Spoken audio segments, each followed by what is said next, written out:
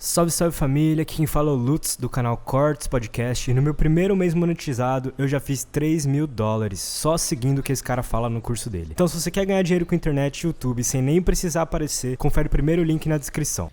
Agora, o que ele tinha de tão especial para ele ter atingido o patamar que ele atingiu?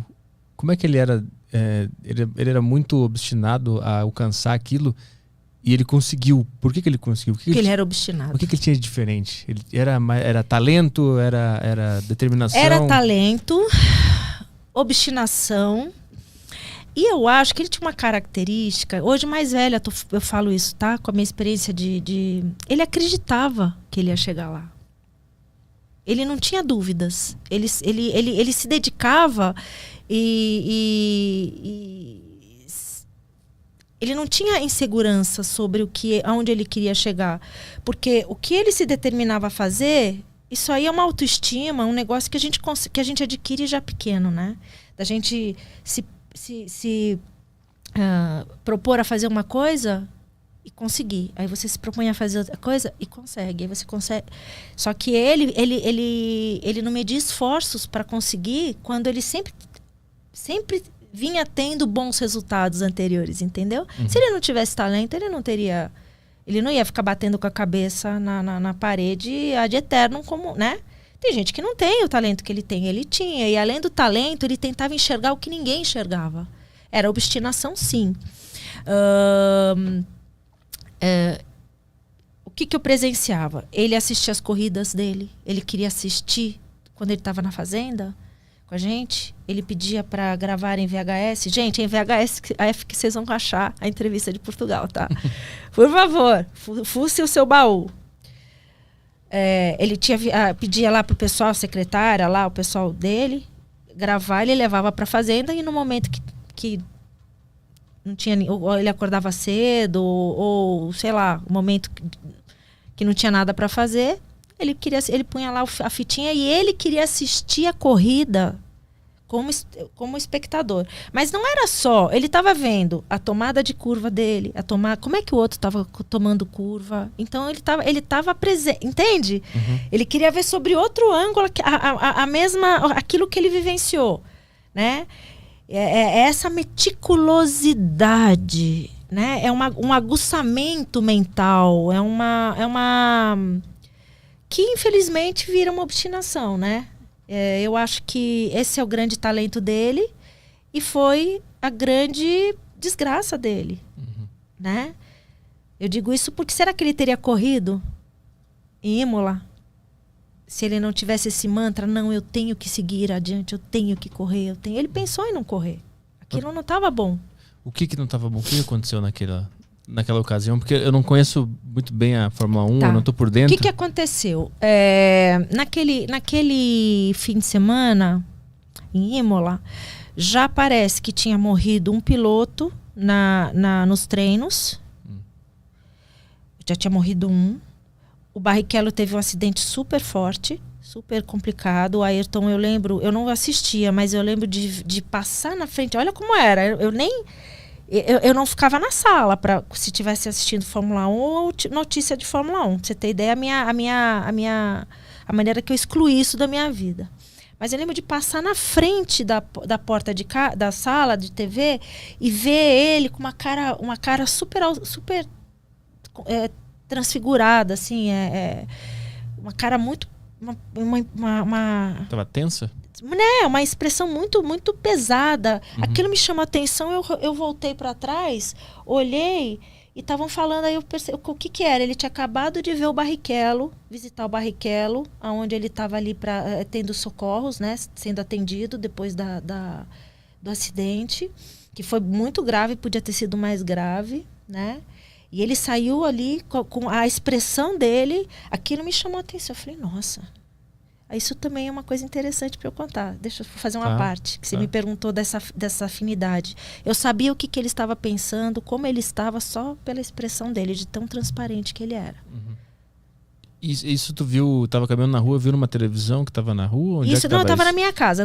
Esse dia de passou na Imola, sala, viu eu a televisão, passei, entendi. aquilo me chamou a atenção. Eu falei, Entendi. nossa, porque eu sabia o que eu sempre fiz a leitura, eu tinha essa sensibilidade com ele de saber o que estava se passando, o estado de espírito dele. Eu falei, nossa. No dia da corrida, na hora da largada, teve outro acidente. Ele de um dia para o outro, sabiam que aquela pista não estava adequada, estava perigosa por ele. Eu não vou saber dizer aqui os fatores, tá? E tanto que o chefe que segue toda a Fórmula 1 da parte de segurança, de paramédicos, o responsável da Fórmula 1, que faz amizade, acaba, né? Onde vão todos. É um circo, né? Então as pessoas que fazem parte do circo, elas vão migrando mundo afora juntas, né? E acaba criando um vínculo. E ele virou pro Ayrton e falou, olha, por que você vai correr? Você não precisa correr. Tem foto dele tendo essa conversa com esse senhor. Não vou lembrar o nome agora também. E ele aconselhando, Ayrton, mas por que você vai correr? Vamos embora, vamos pescar junto. Mas ele não precisava correr porque ele estava bem no campeonato? É isso? Porque ele estava bem no campeonato. Porque ele não precisava, ele podia dar exemplo, porque Entendi. se estava todo mundo sabendo que aquela pista estava perigosa, ele, como um dos líderes, como um dos maiores campeões, né? Pilotos consagrados, né? Daquela atualidade, ele devia ter feito esse boicote. Porque já tinha tido mais de um acidente perigoso, né? Tanto é que durante a corrida lá na largada teve um acidente, tiveram que fazer uma segunda largada. Quer dizer, foi uma sucessão a bruxa estava solta ali, né? Eu também conto no livro a última conversa que ele teve com o pai no dia anterior à morte dele, com o seu Milton. Eu tive o privilégio de saber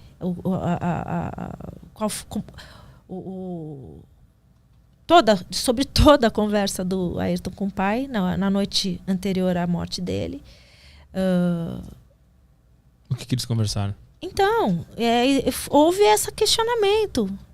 Né? Filho, pai, estão falando para eu não correr. Ele teve esse conflito, ele teve essa intuição, essa dúvida, né?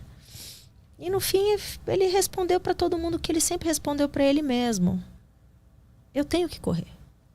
Ele não se admitia uma outra opção ainda. Vocês já estavam há 5 anos separados, né? Nessa corrida do acidente. Tu lembra onde que tu assistiu e o que tu sentiu no momento? Sim, eu estava na fazenda, que a gente está todo final de semana na fazenda.